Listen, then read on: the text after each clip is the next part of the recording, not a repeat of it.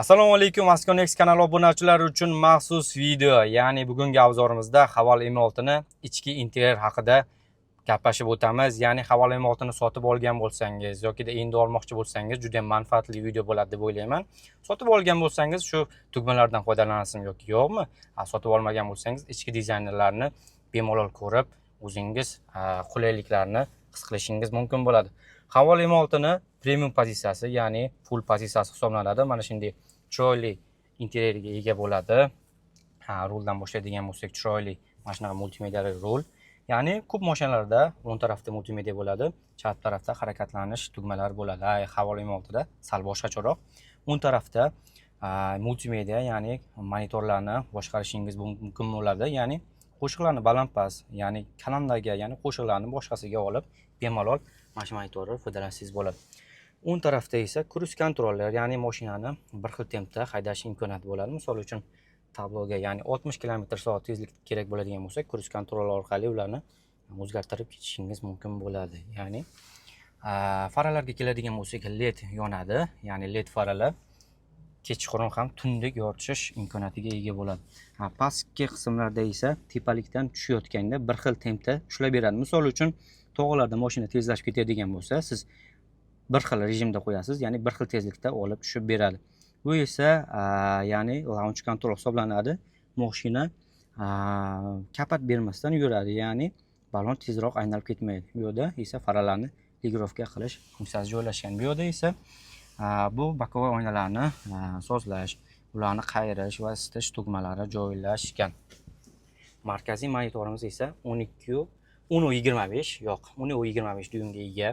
Mana shunday chiroyli YouTube bemalol hamma narsani ochib foydalansangiz bo'ladi. Ya'ni monitor juda ham multifunksiyonal hisoblanadi. Ya'ni konditsionerlarni ham bemalol shu yerdan boshqarishingiz mumkin bo'ladi. Ya'ni bu klimat kontrolli konditsioner hisoblanadi. Oddiy mashinalardan farq qiladi. Ya'ni buni tezligi 8 tagacha ko'tarsangiz bo'ladi.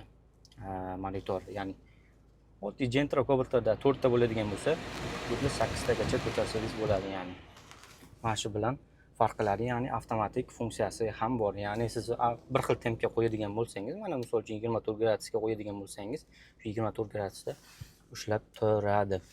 Chap tarafimizda konditsionerni mana shunday boshqarish tugmasi ham joylashgan. Bu yerda o'chirsangiz ham bo'ladi. Bu yerda esa abograf, ya'ni sidinani abografini yoqib qo'ysangiz ham bo'ladi. Bu yerda esa bu tugma orqali esa tepadagi konditsioner joyini pul orqali boshqarsangiz bo'ladi. Bu yerda averiniy tugmacha. Bu yerda harakatlanish tezligi sport, eco, normal, ya'ni siz 3 xil rejimda, qolaversa 4 xil rejim, ya'ni qorlik rejimda ham harakatlanish mumkin bo'ladi. Ya'ni Haval M6 da. Bu yerda esa yo'lovchi sidinani ham isitsak bo'ladi. Bu yerda esa qo'shiqlarni balandpast qiladigan tugmacha joylashgan. Markaziy konsolimizning rechagi mana shunaqa, noodatiy. Ya'ni parkovkada turganda parkovka yonadi. Misol uchun dega oladigan bo'lsak, bu ham yonish funksiyasiga ega. Ya'ni sizga aniq qaysi perdachada turganligini aytib turadi. Bu yerda esa elektronli qo'l tormoz, odatiy qo'l tormozdek ishlaydi. Ya'ni pastga tushirsangiz tushadi, tepaga ko'tarsangiz mana shunday ham ko'tariladi. Ya'ni avtohold rejimlari ham mavjud. Ya'ni siz buni tirbandliklarda juda ham qulayligini o'zingiz his ko'rasiz. Tepada uzundan uzun mana shunday luk ham mavjud. Bu yerdan bu lukni boshqarishingiz mumkin bo'ladi. Ochib bemalol oilaviy saylarda rohatlanib ketishingiz mumkin bo'ladi. Salon svetlarini tugmalar orqali yoritishingiz mumkin bo'ladi. Mana shunaqa Haval M6 ni ichki ko'rinishlari, ishlari mana shunaqa materialdan ishlangan bo'ladi.